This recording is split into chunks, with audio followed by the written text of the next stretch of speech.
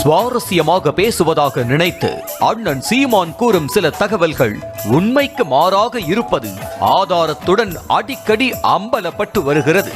அகராதி பிடிச்ச பைபிளெல்லாம் வந்து நிக்கிறாங்களே, ஒண்ணு பேசப்படாதாடா? என்னடா மியூசிக் எல்லாம் கொடுக்கறடே, இங்க பாரு கெட்ட வார்த்தையில பேசாத. தற்போது காவலன் படத்தில் அப்துல் கலாமா ஆப்ரகாமா என வடிவேலு புலம்பியது போல சீமானுக்கு என தனியாக ஃபேக்ட் செக் போட்டு செக் பண்ணும் அளவுக்கு நிலைமை மோசமாகி இருக்கிறது. அப்புறம் நான் உங்ககிட்ட விளையாட்டா பேசுற புறாடிக்கு நம்பிட்டீங்க. ஐயோ ஐயோ, யாராவது மேல அதிகாரி ஊமத்துல எங்க கேட்டா ஒரு கலவரத்தை வித்தியாசமா அடக்க போயிருக்காரு சொல்லு. சீமானின் அனல் பறக்கும் பேச்சுக்கு ஃபயர் விடாத 90s கிட்ஸ் இளைஞர்களே இருக்க மாட்டார்கள். ஒரு வாசிக்க ஆரம்பிச்சாருன்னா அவருடைய வாசிப்புக்கு மூவ்மெண்ட் பண்ணாதவங்களே இருக்க முடியாது. பேசிக்கிட்டே இருக்கும்போது எங்க அண்ணன் சொல்றாங்க, இப்போ தம்பி ஊருக்கு இங்க இருந்து எவ்வளவு தூரம் வரும் கேட்குறாங்க. கடல் பொட்டன்னு சொல்றாங்க, அது எப்படி 16 கிலோமீட்டர் வரும், அவ்வளோதான் வரும் அப்படிங்கிறாங்க. 16-15 கிலோமீட்டர் வரும் அப்படிங்கிறாங்க. அப்போ எங்கள் அண்ணன் சொல்கிறாங்க, அப்படின்னா நம்ம நாடு அடைஞ்ச பிறகு அப்படியே போய் தம்பிகிட்ட அங்கே போய் அம்மா பார்த்து சாப்பிட்டுட்டு அப்புறம் அங்கிருந்து தம்பி விட்டு நீங்கள் வரலாம், அம்மா பார்த்து சாப்பிட்டுட்டு அப்புறம் அங்கிருந்து தம்பி விட்டு நீங்கள் வரலாம். எப்போ பார்த்தாலும் சோறு சோறு சோறுன்னு சோத்துக்கு பியத்தீங்க நாய்களா? அதை தரிச்சு பார்க்குறது எனக்கு எவ்வளவு பெரிய கனவு கொண்டு நின்ற தலைவன் எப்படி, எவ்வளவு பெரிய கனவு கொண்டு நின்ற தலைவன் எப்படி ஒரே கூத்தா இருக்கும். அதுவும் டீனேஜ் இளசுகள் என்றால் சொல்லவா வேண்டும். மனம் போகும் போக்கிலே அண்ணனின் வீராவசனத்தை கேட்டு யோகோபித்த ஆதரவுகளை அள்ளி வீசி வந்தனர். ஒரே நிமிஷம் நான் பேசுறேன்.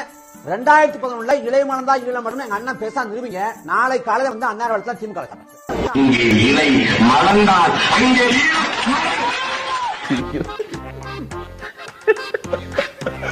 எனக்கே சிரிப்பா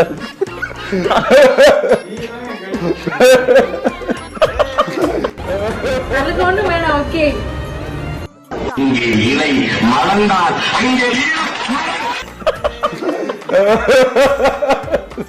இதனால் நாத்தக்கவின் வாக்கு சதவீதமும் தேர்தலுக்கு தேர்தல் பூஸ்ட் ஆகிக் கொண்டே சென்றது.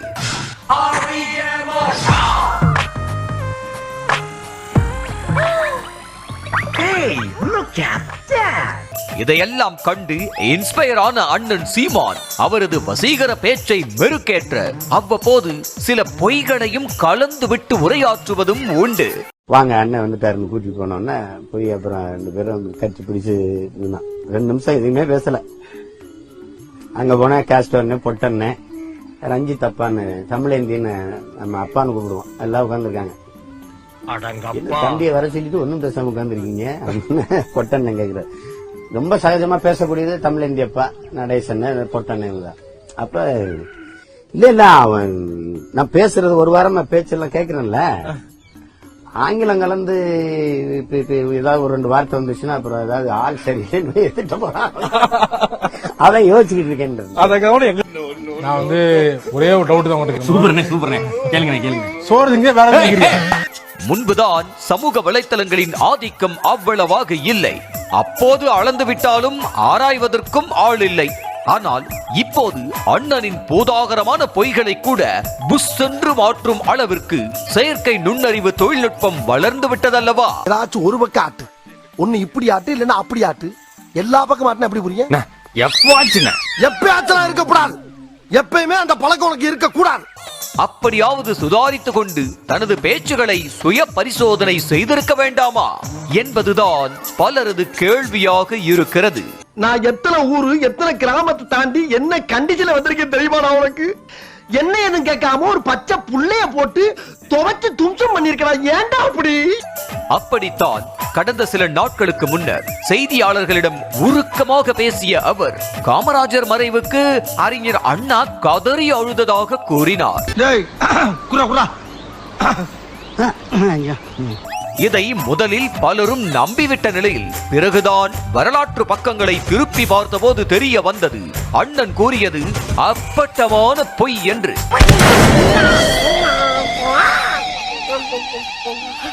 நரி ஊருக்குள்ள வர்றதே தப்பு, இதுல ஊழ இட்டுக்கிட்டு வேற வருதா? யார யார் நரி? யாரு கத்துனது? நான் தான் கத்துனேன். அப்ப நீதான் நரி. ஆமாம், அண்ணா இறந்ததோ 1969ஆம் ஆண்டு. ஆனால் அதற்கு 6 ஆண்டுகள் கழித்தே காமராஜர் மரணத்தை தழுவினார்.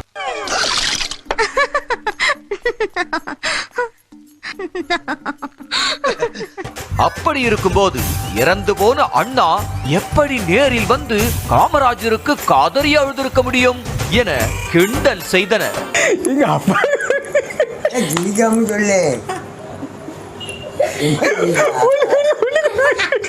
தேல் கொட்டு ரொம்ப வலிக்குன்னு பயம் காட்டுவாங்க.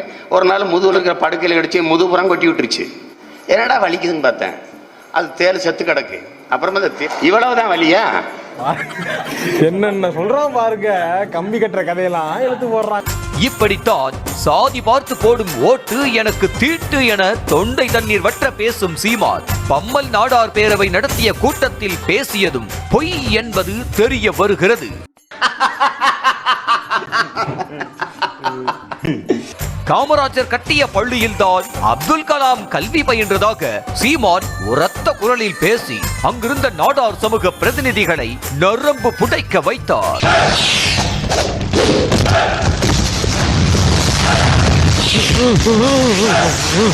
ஆனால் உண்மை நிலையோ வேறு.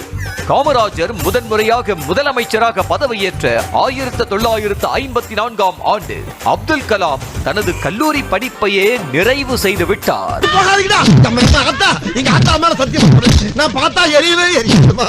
நான் ஒரு அடுக்குமொழிக்காக போட்ட பிட்டு. ஐயோ, அமர கட்டி ஆக்கிறாத சொன்னாங்களே. காமராஜர் முதலமைச்சரான பிறகுதான் அதிக அளவில் அரசு பள்ளிகளை கட்டினார் என்ற நிலையில் பிறகப்படி காமராஜர் கட்டிய பள்ளியில் அப்துல் கலாம் படித்திருக்க முடியும்? கேவலமான பில்டப் தேவையா? பில்டப் பண்றணும், பீலா வரணும், அது முக்கியம் இல்ல. இல்லைன்னா ஒரே வீட்டுல 15 வருஷமா இருந்துகிட்டு அந்த குடும்பத்தை ஏமாத்திக்கிட்டு தின்னுக்கிட்டு வாழ முடியுமா? அவ்வளவுக்கு கிரைண்டரா கிரைண்ட். இன்னும் சொல்ல போனால் அப்துல் கலாம் பள்ளி கல்வியை பயின்றது கிறிஸ்தவ மிஷனரி பள்ளியில்தான் என்ற உண்மையும் தெரிய வருகிறது. வகையா மாட்டிக்கிட்டே. ஆத்தா வேற சொல்லி தப்பு தப்பா சம்பாரிச்சு இல்ல, அதுக்கு ஆத்தா கொடுத்த தண்டனை. நறுக்குவோம் பகையின் வேர் சிறுத்தை பெருங்கூட்டம், நாம் தமிழர் நாம் தமிழர் என்று முரசறைவாய். குறுக்கில் முளைத்திட்ட அயலார் ஆட்சி கூண்டோட போயிற்று, கொட்டடா முரசம் என்று முழங்குகிறார். பண்டை பெரும்புகள் உடையோமா இல்லையா? பாருக்கு வீரத்தை சொன்னோமா இல்லையா? எண்டிசை வாய்மையால் ஆண்டோமா இல்லையா? எங்களுக்கு இங்குற்ற நரிகளால் தொல்லையா? எமது புரட்சி பாவனன் பாடல் நறுமண சோலையில் நரிமுக விட மாட்டோம், நாம் தமிழர் நாம் தமிழர் என்று முரசறைவாய். இந்த நரிகளால பெரிய தொல்லை, அதுவும் இந்த திராவிட நரிகளால பெரிய பெரிய தொல்லை.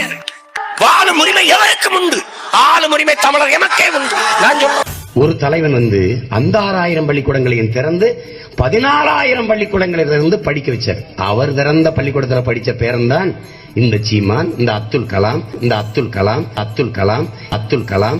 சாமி போதும் போங்க. இது தவிர சிவகங்கை என்ற மாவட்டம் உருவாகும் முன்பே பிறந்த சீமான் சிவகங்கை மாவட்டத்துக்காக 5 வயதில் போராடி இருப்பதாக கூறுவதை எப்படி நம்ப முடியும்? மென்டல் ஹாஸ்பிடலுக்கு போன் பண்றான். மறுபிறவி ஒன்று உண்டென்றால் நான் தமிழனாக பிறக்க வேண்டும் என விருப்பம் தெரிவித்தவர் நேதாஜி சுபாஷ் சந்திர போஸ். ஆனால் காந்திதான் அப்படி கூறியதாக கூறி தன்னை நம்பி கட்சிக்கு வந்த பலரையும் நம்ப வைத்திருக்கிறார் சீமான். யாரா நீ? இவ்வளவு பெரிய ப்ராப்ளம்டா. வேற எவனா இருந்தா வெடவெடுத்து போயிருப்பான். அப்படி ரன்னிங்ல சால்வ் பண்ண பண்ணி.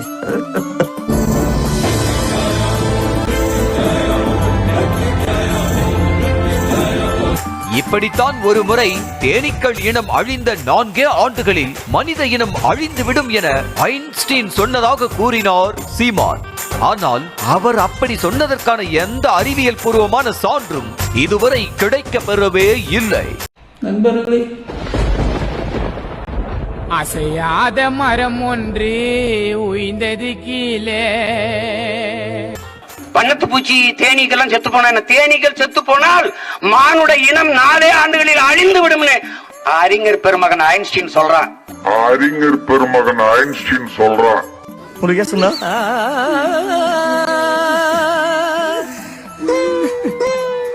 என்னமோ சில்வர் ஜூப்ளி ஒரே அடியில் நொட்டிட்டு போயிடுச்சு தம்பி. அணுவை கண்டுபிடித்தது நோபல் என்ற சீமானின் கூற்றை கேட்டு அப்போ டால்டன் எதை கண்டுபிடித்தார் என அறிவியலாளர்கள் அதிர்ச்சியில் உறைந்து போய் உள்ளனர்.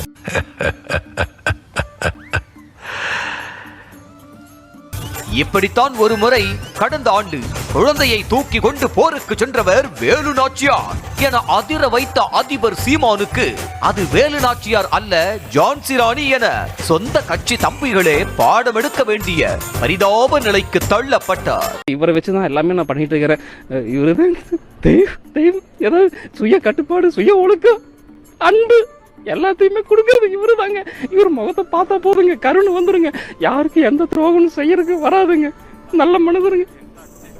அண்ணாவுக்கு தற்காலிக சபாநாயகரான முக்கையா தேவர்தான் பதவி பிரமாணம் செய்து வைத்தார் என்று சீமான் கூறிய நிலையில் ஒட்டுமொத்த இந்திய அரசியல் வரலாற்றில் முதலமைச்சருக்கு சபாநாயகர் பதவி பிரமாணம் செய்து வைத்ததாக நிகழ்வே இல்லை. உங்க வாயை தூக்கி என் காதுல வைங்களேன், காதுல வைங்க.